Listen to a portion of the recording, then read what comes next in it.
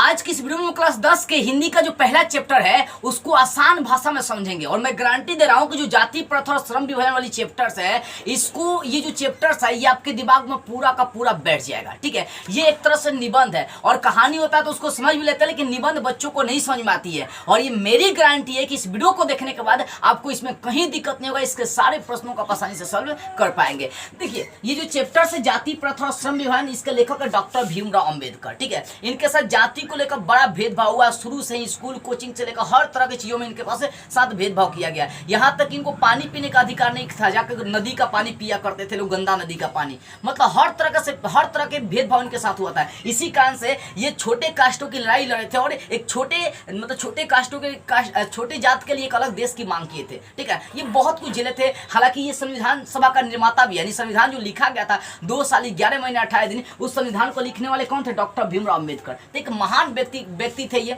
एक महान क्रांतिकारी थे अपने जमाने के और ये महान सोच के इंसान थे। जितना ये पढ़े थे देश की आजादी के समय उतना कोई अपने इंडिया में नहीं पढ़ाई किया था, यहाँ तक महात्मा गांधी भी पढ़ाई नहीं किए थे। ठीक है, देखिए, तो इस चैप्टर्स में सबसे पहले डॉक्टर भीमराव अम्बेडकर के बारे में कुछ हम लोग जान लेते हैं कि डॉक्टर भीमराव अम्बेडकर का जन्म 14 अप्रैल 1891 को हुआ था। इनका जन्म कहाँ हुआ था? तो महू के मध्य प्रदेश में हुआ। इनकी मृत्यु कब हो गया? 1956 में। और इनकी रचनाएं बहुत सारी है, लेकिन उसमें जो इंपॉर्टेंट रचना है वो एनिहिलेशन ऑफ कास्ट है। ये जो आपका जाति प्रथा और श्रम विभाजन है ये आपका लिया गया एनिहिलेशन ऑफ कास्ट से ही लिया गया। ठीक है ना, ये एक तरह से ललित निबंध या निबंध भी कह सकते हैं। ठीक है, और देखो, ये जो जाति प्रथा और श्रम विभाजन जो एनिहिलेशन ऑफ कास्ट था ये जाति पाति तुरक मंडल से लिया गया एक भाषण का अंश है। ठीक है ना, यानी ये निबंध है, लिया गया भाषण से, लेकिन ये क्या है? एक निबंध है। कई बार क्वेश्चन करता है कि जाति प्रथा और श्रम विभाजन किससे लिया गया? तो एनिहिलेशन ऑफ कास्ट से लिया गया। ठीक है, ये रहा लेखक पर। अब जैसा चैप्टर को समझते हैं, चैप्टर्स क्या है देखो, और इस चैप्टर को समझना चाहते हैं तो इसमें 6 बातों के आधार पर हम लोग चैप्टर को समझ लेंगे। ठीक है, देखो, इस चैप्टर्स में सबसे पहली बात है लेखक आज के विडंबना की बात करते हैं कि विडंबना क्या है। ये अपने जमाने की बात कर रहे हैं क्योंकि जब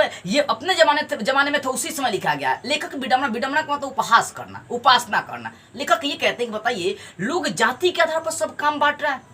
जो छोट जात हो छोट काम करेगा, बढ़ जाते बड़ काम करेगा। ठीक है, वही चीज है कि जाति के आधार पर श्रम विभाजन। देखो, जाति के आधार पर श्रम मतलब काम का विभाजन किया गया कि छोट जात छोट काम करेगा। जैसे जो माझी जात होते हैं, जो दुसाद होते हैं, वो क्या करेगा? वो ताड़ी छेगा हमेशा। जो चमार होते हैं वो भैंसों का चाल उल, गाय भैंस का सब छाल उल छीलने का काम करेगा। एक एग्जाम्पल दे रहा हूँ, एग्जाम्पल देके बता रहा हूँ। पहले के जमाने की ये बात लिखी है कि जाति के आधार पर श्रम विभाजन किया गया था, यानी छोटे जात छोटा काम करेगा, बड़ा जात बड़ा काम करेगा। ठीक है ना, ऐसे नहीं छोटा जात IAS कलेक्टर बड़का बड़का बन जाएगा, नहीं। उस समय छोटे जातों को मंदिर में ढुकने का भी अलाउ नहीं था। अगर कोई छोटा कास्ट हिंदू के बड़े मंदिर में ढुक जाना तो लोग मार के भगा देते थे, जीना मुश्किल कर देते थे। छोटे जात का हमारे पास आना भी अशुभ माना जाता था। इतना मतलब सोच एक तरह से गिरा था। सबका विरोध करने वाले यही थे, यही इसी का उपासना करते हैं, विडंबना करते हैं कि जाति के आधार पर काम बांटा गया। क्या विडंबना है, क्या सोच है लोगों का। ठीक है ना, तो जाति के आधार पर श्रम विभाजन, यानी जाति के आधार पर इनके जमाने में काम बांटा गया था कि बड़ा जात बड़ा काम करेगा, छोटा जात छोटा काम करेगा। ऐसा नहीं है कि छोटा जात बड़ा काम कर देगा। ये गलत था इनके नजर में। इसलिए गलत था क्योंकि छोटा जात का भी एक सपना होता है कि मैं IAS बनूंगा, कलेक्टर बनूंगा, ये बनूंगा। आज के जमाने में ये सब चीजें चले तो होगा? संभव नहीं है। आज तो कोई भी कुछ कर सकता है। आज छोटे कास्ट को सबसे ज्यादा आरक्षण मिला है। बड़े बड़े पद पर आपको देखिए छोटे कास्ट के लोग ही ज्यादातर आपको देखने को मिलेंगे। क्यों? क्योंकि उसकी हक की लड़ाई कौन लड़ था? डॉक्टर भीमराव अम्बेडकर।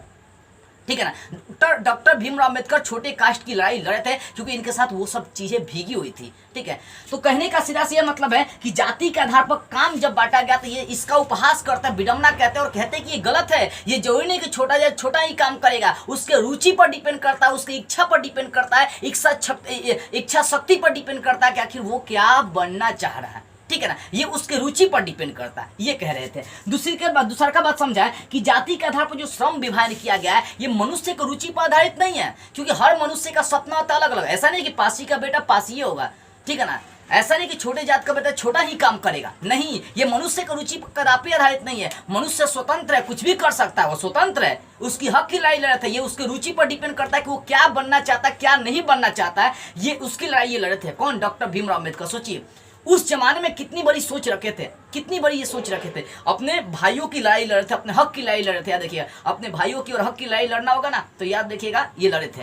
कहने का एक कथन था कि अगर मुझे अपने में और अपने भाइयों की चूज करना पड़े ना, मतलब कहने का मतलब था कि अगर मुझे देश में ध्यान दीजिएगा, अगर मुझे देश में और अपने जात में किसी एक को चूज करना पड़ेगा तो मैं अपने जात को चुनूंगा। लेकिन इनका एक और ये भी कथन था कि देश और मुझ में से चुनना पड़े तो मैं देश को चूज करूंगा। इनका भी अलग मांग था कि छोटे जात का एक अलग देश दे दीजिए। पाकिस्तान का अलग मांग था कि मुस्लिमों को अलग कर दीजिए। तो डॉक्टर भीमराव अम्बेडकर को गांधी जी कैसे समझा लिए और बोले कि तुम्हें अपने आप से ज्यादा भी क्या ज्यादा मतलब तुम लोग को दिया जाएगा, मतलब समझिए कि एक तरह से नियम कानून इन लोगों को बहुत दिया जाएगा, मतलब छूट इन लोगों को बहुत दिया जाएगा। इनको लोगों को हर चीज में क्या छूट मिलता है, ठीक है। मुस्लिम अलग हो गया लेकिन ये अलग नहीं हो। अगर ये छोटे कास्ट की लड़ाई लड़ते लड़ते बोलते कि हमको एक अलग देश दीजिए तो इंडिया का 3 टुकड़ा होता है, पाकिस्तान, छोटी जात का एक अलग देश और बड़ी जात का एक अलग देश। लेकिन गांधी जी इनको डॉक्टर भीमराव अम्बेडकर को समझा लिए, ठीक है। तो ये जाति के आधार पर श्रम विभाजन जो था ना, मनुष्य की रुचि पर आधारित ना, जाति के आधार पर काम बांट रहे हैं कि छोटा जात छोटा काम करेगा, ये मनुष्य की रुचि पर नहीं है। मनुष्य का रुचि है भाई, वो कुछ भी कर सकता है, उसके मन पर डिपेंड करता है। तो ये नियम कोई लगाने वाला जो नियम लगा दिया कि छोटा जात छोटा काम करेगा, ये कदापि गलत है, इसका विरोध किए थे। तीसरा का पॉइंट कि पहले के जमाने में गर्भ में ही पेशा का निर्धारण हो जाया करता था। गर्भ मतलब पेट में। अगर मान लीजिए मैं किसी के पास काम कर रहा हूँ, मजदूर हूँ, किसी का गुलामी कर रहा हूँ, तो निर्धारित हो जाया करता था कि हमारा बेटा जौन होगा उसी का गुलामी करेगा, उसका ही बेटा जौन होगा उसी का गुलामी करेगा, कुछ भी हो उसी का गुलामी करेगा। तो इसका भी विरोध किए थे। इसी को जाति प्रथा का दूषित सिद्धांत कहा गया। कई बार एग्जाम में पूछा कि जाति प्रथा का दूषित सिद्धांत क्या है, तो गर्भ में ही पेशा का निर्धारण कर देना। गर्भ मतलब पेट में है तब वही काम का निर्धारण करने का बेटा बनी तो ओकर गुलामी करी, ई करी, ऊ करी, यही क्या जाति प्रथा का सबसे खराब और दूषित सिद्धांत माना गया, ठीक है। उसके बाद ये आपका चौथा है कि अगर भारत में बेरोजगारी की सबसे बड़ी कोई समस्या है तो वो जाति प्रथा है।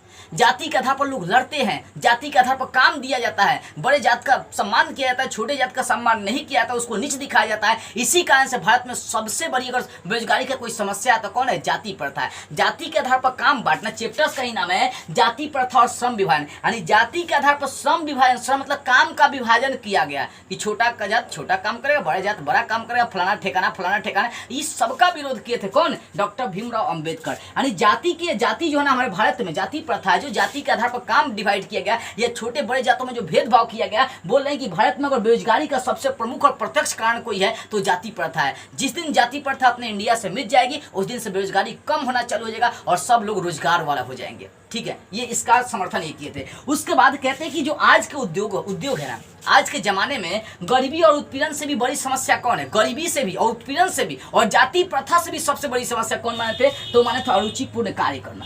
अरुचिपूर्ण कार्य करने का मतलब मान लीजिए कि आपने सपना देखा था मुझे डॉक्टर बनना है, लेकिन छोटे जात होने की वजह से आपको डॉक्टर नहीं बनने दिया जा रहा है, आप अपने माता पिता के कहे अनुसार चल रहे हैं, तो इसका विरोध किए थे कि सबसे बड़ी अगर दुनिया की कोई समस्या है, गरीबी का सबसे बड़ा कोई कारण है, गरीबी से भी कोई सबसे बड़ी समस्या है तो वो है अरुचिपूर्ण कार्य करना। अरुचिपूर्ण कार्य करने का मतलब क्या है कि जिस काम में आपका रुचि नहीं उस काम को कर रहे हैं। मान लीजिए आपको बनना था इंजीनियर, मान लीजिए आपको बनना था कलेक्टर, और आप जाकर अपने गार्जियन के कहने पर तार छे रहे हैं, जाकर बैल का भैंस का चाम नोच रहे हैं। छोटा जात ये छोटा काम कर रहे एक तरह से, या बड़ा ही आप कास्ट से का है, आप गार्जियन के अनुसार चले, आप अपने सपने को पूरा नहीं कर रहे और गार्जियन के कहे अनुसार आप तैयारी कर रहे तो उसमें रुचि लगेगा ही नहीं और आगे चलकर आप गरीब बन जाएंगे। तो कहते हैं कि गरीबी से भी और उत्पीड़न से भी अगर कोई सबसे बड़ी समस्या है तो वो कौन है, अरुचिपूर्ण कार्य करना है।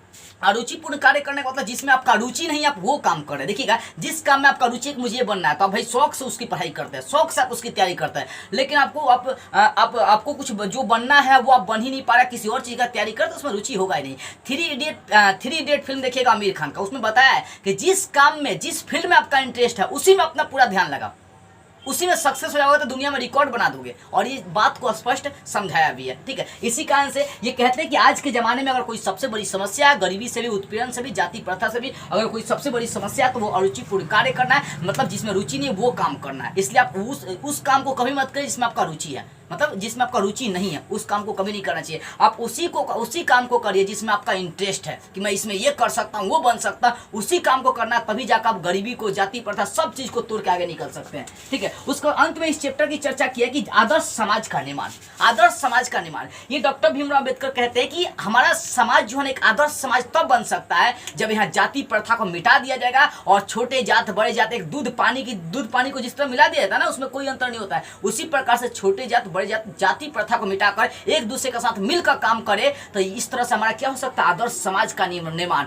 एक आदर्श लोकतंत्र का निर्माण, एक अच्छा देश का निर्माण, एक अच्छा भविष्य का निर्माण हो सकता है। क्या कहते हैं, आदर्श समाज का निर्माण तब हो सकता है जब हम लोग दूध पानी की तरह मिलेंगे और हमें कोई अंतर नहीं रहेगा। उसी प्रकार से हम लोग जाति प्रथा, जाति को मिटाकर जब आपस में मिलकर रहेंगे, तब जाकर हमारा एक आदर्श समाज का निर्माण हो जाएगा, आदर्श लोकतंत्र का निर्माण हो जाएगा, आदर्श देश का निर्माण हो जाएगा, आदर्श भविष्य का निर्माण हो जाएगा। ये बात कहते हैं, कौन कहते हैं, ये कहते हैं, कौन कहते हैं बाबू, डॉक्टर भीमराव अंबेडकर कहते हैं। तो 6 पॉइंट में आपका ये चैप्टर खत्म था कि जाति के आधार पर काम बांटा गया। जाति के आधार पर जो काम बांटा गया वो मनुष्य को रुचि पर है, इतने मनुष्य चाहे कुछ भी कर सकता है, और गर्भ में पेशा का निर्धारण, काम डिवाइड कर दिया कि ये करना वो करना। इसी को जाति प्रथा का दूसरी सिद्धांत कहा गया। जाति प्रथा भारत में बेरोजगारी के कारण बनी हुई है कि छोटा जाति छोटा काम करे, बड़ा जाति बड़ा काम करे। इसी कारण से अपना इंडिया में बहुत सारे लोग बेरोजगार है। और आज के जमाने में देखी जा करता सबसे गरीबी और उत्पीड़न से बड़ी समस्या क्या है, तो अरुचिपूर्ण कार्य करना, वो काम करना जिसमें आपका रुचि नहीं है। और उसके बाद अंत में कहते हैं कि आदर्श समाज का निर्माण, एक अच्छे समाज का निर्माण कैसे हो सकता है, जब हम लोग जाति पाति को तोड़कर भुलाकर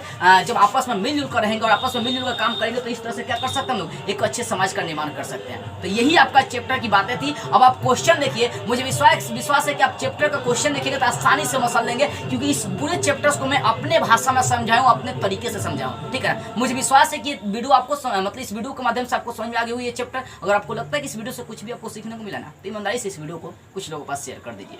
जय हिंद।